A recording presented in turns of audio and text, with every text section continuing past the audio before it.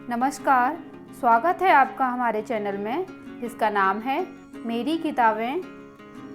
पुस्तक 1% फॉर्मूला, जिसके लेखक हैं टॉम कॉनेलन। अध्याय 3, भाग 1। निजी सफलता की भौतिकी। स्वयं को ज़्यादा शक्तिशाली कैसे बनाएं। केन कस्बे के ठीक बाहर पहाड़ियों में घुमावदार सड़क पर कार चला रहा था। वह 1% वाले समूह की अगली सदस्य से मिलने जा रहा था।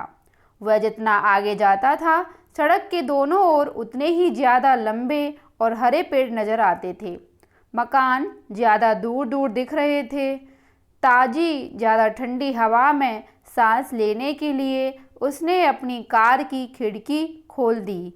इससे उसका दिमाग तरोताज़ा हो गया और अगली शिक्षिका उसे जो बताने वाली थी उसके लिए वह तैयार हो गया। पैट शिक्षिका थी, एक कॉलेज में भौतिकी की प्रोफेसर। पैट ने उसे अपने इंस्टीट्यूट की वेबसाइट लिंक भेज दी थी। नतीजा यह हुआ कि पैट से मिलने से पहले ही केन उनके प्रति श्रद्धायुक्त भय रखने लगा।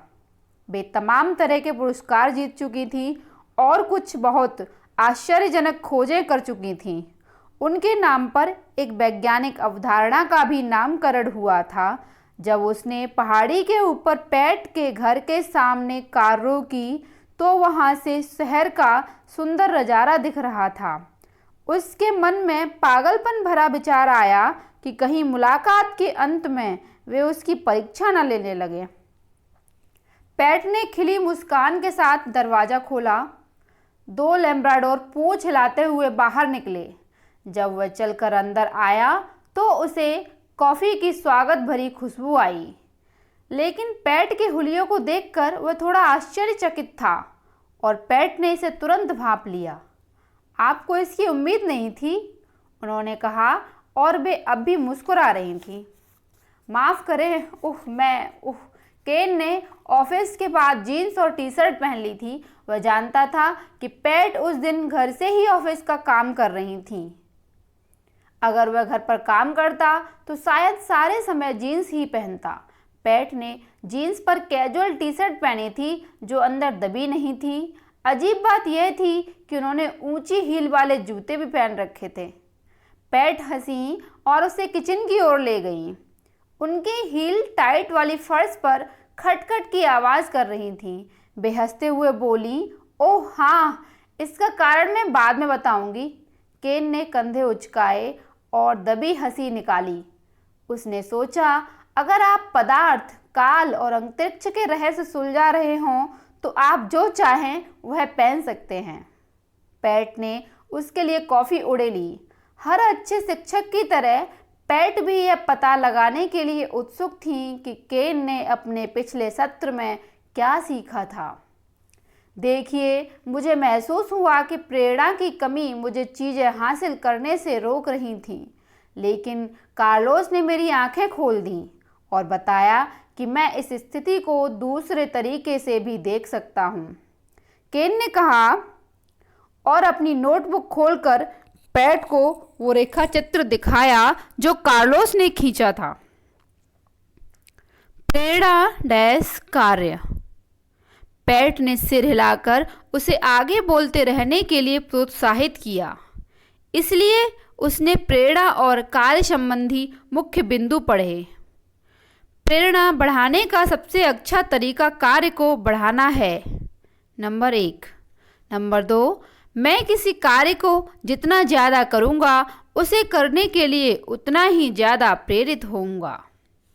नंबर 3, शुरू करने का तरीका कार्य करना है, भले ही यह कोई छोटा कार्य ही क्यों न हो। नंबर 4, मेरे लक्ष्य स्पष्ट होने चाहिए। नंबर 5, मुझे ऐसे कार्य चुनना चाहिए जो मेरे लक्ष्य को हासिल करने में मेरी मदद करे और फिर मुझे उनमें निपुण बनना चाहिए। पैट के चेहरे पर मुस्कान आ गई, लेकिन उनकी आंखों में थोड़ा खोया खोया भाव भी था। केन समझ गया कि उनके दिमाग की बत्ती जल गई थी। पेट ने कहा। जरा इधर आए केन। वह पैट के पीछे पीछे गलियारे में चल दिया। रास्ते में पैट ने उसका परिचय अपने 2 बच्चों से कराया जो होमवर्क करने में व्यस्त थे। केन को लग रहा था कि वे पैट की ऑफिस की ओर जा रहे हैं, इसलिए वह हॉल के अंत में एक बड़े खुले प्ले रूम में खुद को पाकर हैरान हुआ। वहाँ खिलौने और जिम के उपकरण बिखरे हुए थे। वहाँ एक एयर हॉकी टेबल भी थी। एयर हॉकी ज़्यादा खेली है केन? पैट ने पूछा। हालांकि केन के चेहरे के भाव ने उनके सवाल का पहले ही जवाब दे दिया था। आप ये कह सकती हैं, केन ने कहा। आपके बच्चे वाकई खुशकिस्मत हैं। वह एक पैडल उठाने से खुद को रोक नहीं पाया। पक एयर हॉकी की डिस्क टेबल के बीच में रखी थी। आइए एक पल के लिए कल्पना करें कि वहाँ जो पक रखी है वह आप हैं, पैट ने कहा। आप प्रेरणाहीन महसूस कर रहे हैं, कोई कार्य शुरू नहीं कर पाते, आप अटके हुए हैं, गतिहीन हैं। ठीक है, केन ने कहा। उसे मालूम था कि यह कैसा महसूस होता है। आपके साथ क्या होगा केन? देखिए, मुझे लगता है कि मैं अनिश्चित काल तक वहीं पर बैठा रहूँगा, कुछ न करते हुए, आगे न बढ़ते हुए। उसकी आवाज़ धीमी हो गई थी जब तक कि वहाँ सीधा हुआ, टेबल पर झुका और अपने पैडल से पक को मारकर उसे गतिमान कर दिया। हाँ, पैट ने एक पैडल उठाया और पक को हल्का धक्का दिया। जब यह टेबल के उनके सिरे पर पहुंची, अब आप गति में हैं। फिर पैट ने एयर जेट्स चालू कर दिए और वे दोनों सामान्य अंदाज में पक को इधर से उधर मारते रहे। उन्होंने केन से पूछा, क्या आप हैरान होंगे अगर मैं आपको बताऊं कि आपने अभी अभी भौतिकी के एक बुनियादी नियम को देखा है? सटीकता से कहें तो सर आइजैक न्यूटन का गति का पहला नियम। न्यूटन का पहला नियम क्या है? केन ने कहा। वह जानता था कि वह अपने क्षेत्र के शिखर पर थी, इसलिए उसने मान लिया था कि वे उत्कृष्ट बनने के बारे में सलाह देंगी। लेकिन वास्तविक भौतिकी 1% के फॉर्मूले का एक प्रमुख हिस्सा यह गति का नियम है, जिसे न्यूटन ने पहली बार खोजा था, पैट ने कहा। केन उनकी बातों पर पूरा ध्यान दे रहा था। यह सुनिश्चित करते हुए उन्होंने उसे नियम बता दिया। जब तक कि किसी बाहरी शक्ति द्वारा कार्य न किया जाए, स्थिर अवस्था में रखी गई वस्तु स्थिर ही बनी रहती है और गतिमान वस्तु गतिमान ही बनी रहती है। मुझे इसे स्पष्ट करने दें। अगर पक एक स्थिर अवस्था में है तो यह स्थिर अवस्था में ही बनी रहेगी जब तक कि कोई शक्ति पक पर कार्य न करे। दूसरी तरफ अगर यह गतिमान है तो गतिमान ही बनी रहेगी जब तक कि कोई शक्ति पक पर कार्य न करे। पैट ने सिर हिलाया और केन के दिमाग की बत्ती जैसे जल उठी। उसने कहा, इसीलिए मैं कई बार ऐसे दौर से गुजरता हूँ जब मैं कुछ नहीं ज़्यादा कर पाता हूँ, जब तक कि कोई घटना मुझे गतिमान नहीं कर देती है।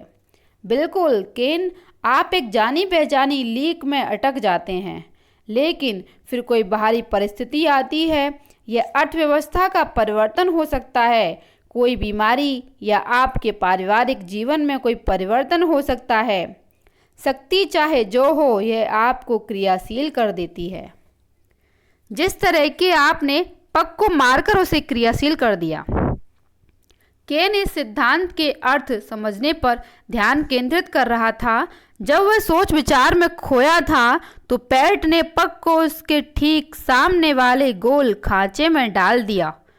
उसने इसे उठाया, दोबारा खेल में लाया और बोला, जब मैं खुद को हिलाने के लिए किसी परिस्थिति का इंतज़ार करता हूँ तो मैं अंततः शायद ही कभी वह कर पाता हूँ जो मैं सचमुच करना चाहता हूँ।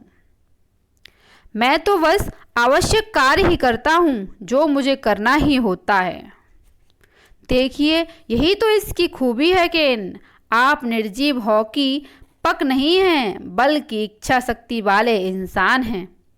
इसलिए आपको बैठकर उन परिस्थितियों का इंतज़ार करने की ज़रूरत नहीं है जो आपको सक्रिय होने के लिए विवश कर दें। आप वह कर सकते हैं जिसका कार्लोस ने सुझाव दिया था। अपने जीवन के किसी एक क्षेत्र जो आपके लिए महत्वपूर्ण हो को बेहतर बनाने के लिए कोई एक कार्य करें। चूँकि न्यूटन का नियम कारगर है, इसलिए एक बार जब आप खुद को गति में ले आते हैं तो आप गति में ही बने रहेंगे। लेकिन एक पल ठहरें, अगर यह सच होता तो वह पक अंत में टेबल पर स्थिर कैसे हो गई? केन ने पूछा। यदि कोई गतिमान चीज गति में ही बनी रहती है तो पक को तो अब भी टेबल पर चारों तरफ कूदते रहना चाहिए था। यह बताएं केन, आप कब मेरे कोर्स में नाम लिखा रहे हैं? पैट ने जवाब दिया और उनकी आंखें चमक रही थीं। केन उस तरह का विद्यार्थी था जिसे सिखाना मज़ेदार था। उन्होंने एयर जेट का स्विच बंद कर दिया और पग को टेबल पर बहुत धीमे से रख दिया। उन्होंने पग को धीमे होते देखा और अंत में यह टेबल के बीच में रुक गई। केन ने थोड़े विदयी अंदाज से पैट की ओर कहा और देखा और कहा, मानो कह रहा हो, देखा? घर्षण, केन प्रोफेसर ने आखिरकार कहा। एयर जेट्स की वजह से घर्षण कम स्पष्ट था। अब मैंने उन्हें बंद कर दिया है, इसलिए हम देख सकते हैं कि दरअसल एक शक्ति है जो पग पर कार्य कर रही है। बस बात यह है कि यह एक अदृश्य शक्ति है, केन ने धीरे से कहा, और एयर जेट्स के चलने पर भी थोड़ा बहुत घर्षण होता है। इसलिए अगर आप पग को मारना बंद कर देते हैं तो यह रुक जाती है। सही कहा, उन्होंने जवाब दिया। एक बार जब कोई शक्ति किसी चीज़ को रोक देती है तो न्यूटन हमें बताते हैं कि निष्क्रियता इसे वहाँ रोके रखती है। निष्क्रियता उत्कृष्टता की चाह रखने वाले हर व्यक्ति की शत्रु है, क्योंकि यह आपको आगे नहीं बढ़ाती है बल्कि गतिहीन विश्राम की अवस्था में बनाए रखती है। इसीलिए प्रेरणा कार्य समीकरण के कार्य वाले हिस्से से शुरू करना इतना महत्वपूर्ण है, क्योंकि एक पैर को दूसरे पैर के सामने रखकर ही मैं खुद को गति में ले आऊँगा, केन ने कहा, और अब वह इसे पूरी तरह समझ गया था। हाँ, पैट सहमत थी और उन्होंने आगे कहा, एक बार जब आप गति में आ जाते हैं तो आप उस शुरुआती निष्क्रियता से उबर चुके हैं जो आपको अपनी जगह पर रोके हुए थी। उस बिंदु पर आपने गति की जो शक्ति बनाई है वह आपको आगे बढ़ाती रहती है।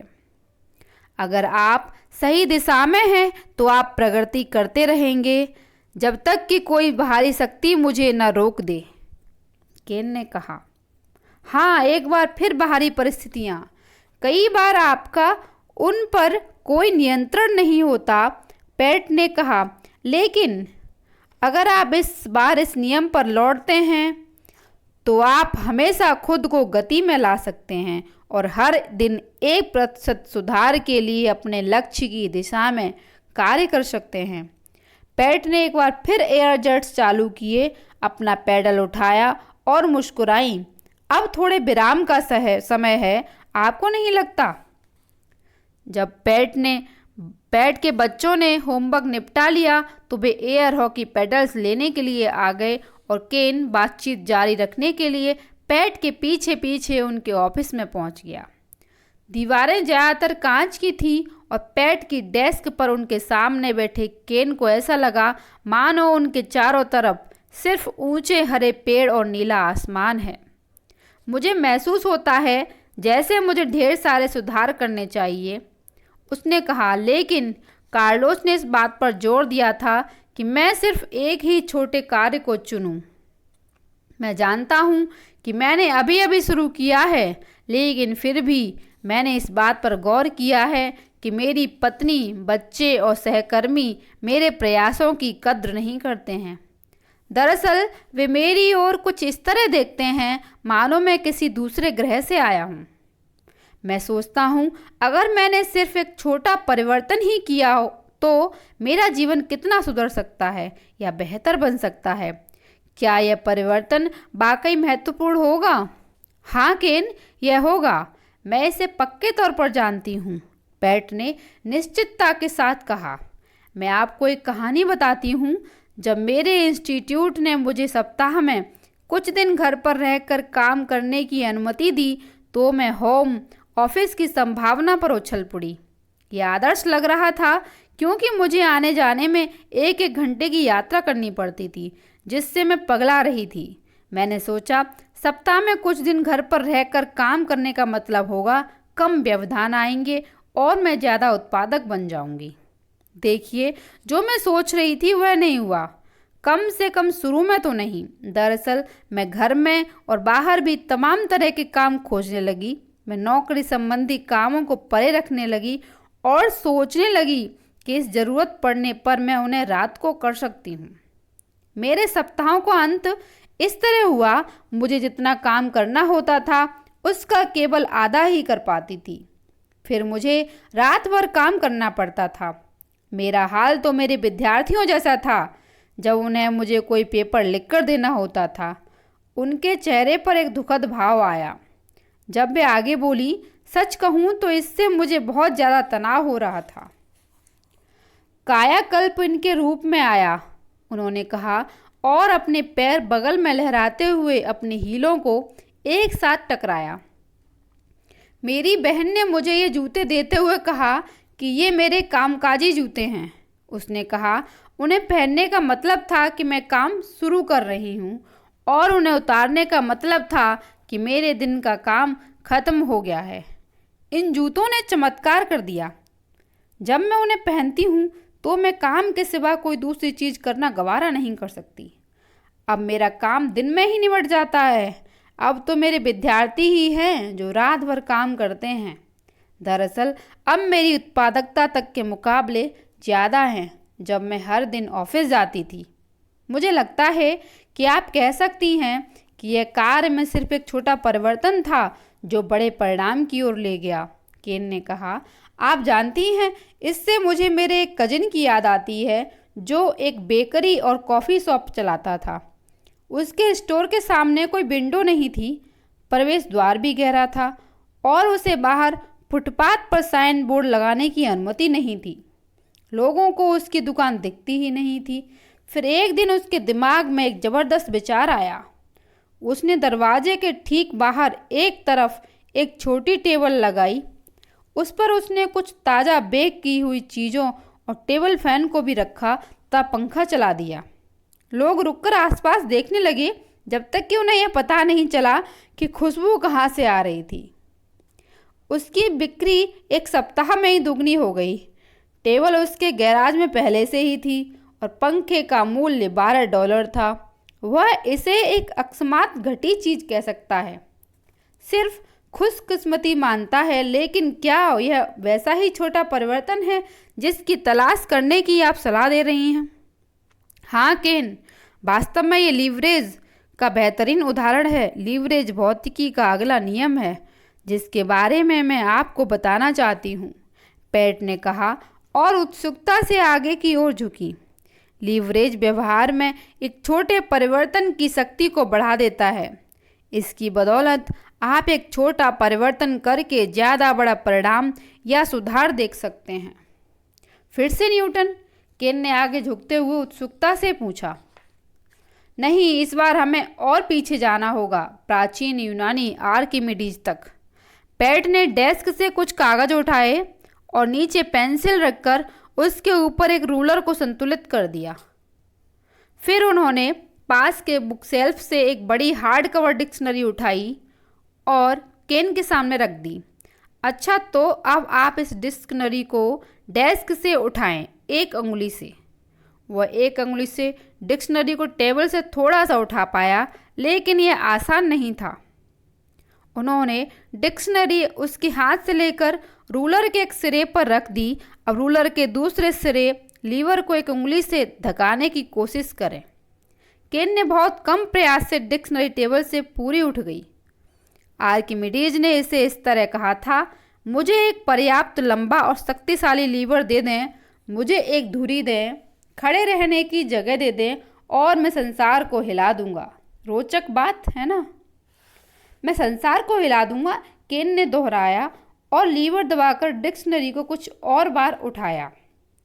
आप जो भी कार्य करते हो उसमें छोटा सा सही परिवर्तन आपके लगाए प्रयास की तुलना में ज़्यादा बड़े परिणाम देता है।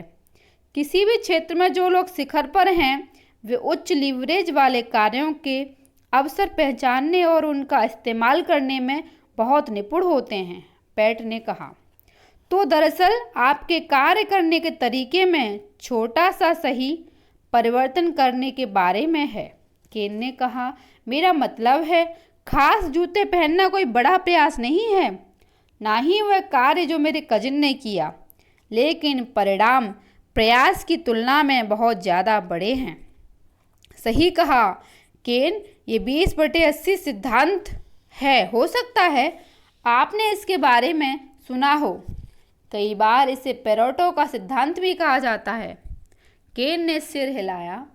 उसने जिन कंपनियों में काम किया था वहाँ प्रशिक्षण सत्रों में इससे पाला पड़ चुका था। पैट ने इसे उलट पुलट दिया था और 80/20 के बजाय 20/80 सिद्धांत कह दिया था, लेकिन यह समझ में आता था कि दिन ढल रहा था। यह सब अर्थशास्त्री पेरेटो से शुरू हुआ था, जिन्होंने इस बात पर गौर किया कि 20% लोग 80% दौलत के स्वामी होते हैं।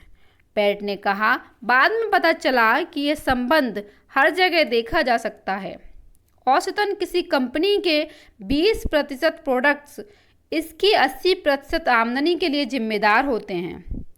रेस्तराओं की 80% आमदनी उनके मेन्यू के 20% व्यंजनों से होती है। कॉलेज में तकरीबन 20% विद्यार्थियों को मेरे लगभग 80% समय की ज़रूरत होती है। आप भी शायद 20/80 सिद्धांत को हर दिन सक्रिय देख सकते हैं। केन ने सभी 20/80 विभाजनों के बारे में सोचा जिन्हें वह अपनी नौकरी में देख सकता था। फिर वह बोला, पैट, मैं निश्चित रूप से इसे अपने जीवन के सभी पहलुओं में सक्रिय देख सकता हूँ, लेकिन शायद आपको पता होना चाहिए कि इसे दरअसल 80/20 सिद्धांत कहा जाता है। वह नहीं जानता था कि इतनी चतुर महिला दूसरों के सामने गलत शब्दावली का इस्तेमाल करके लज्जित हो।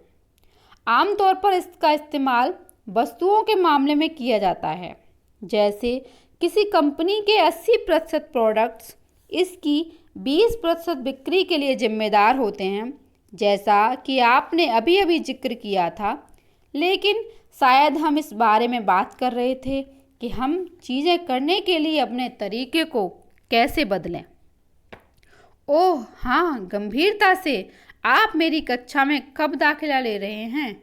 वे डेस्क के पीछे से उछली और एक बड़ा व्हाइट बोर्ड खोल दिया। स्पष्ट रूप से वे इसके एक सिरे पर कोई समस्या सुलझा रही थी। पैट की लिखी बातें केन को शब्दों के बजाय चित्रलिपि जैसी लग रही थीं, इसलिए पैट ने इसे दूसरी तरफ कर दिया जो साफ था। धन्यवाद। आपका दिन शुभ हो।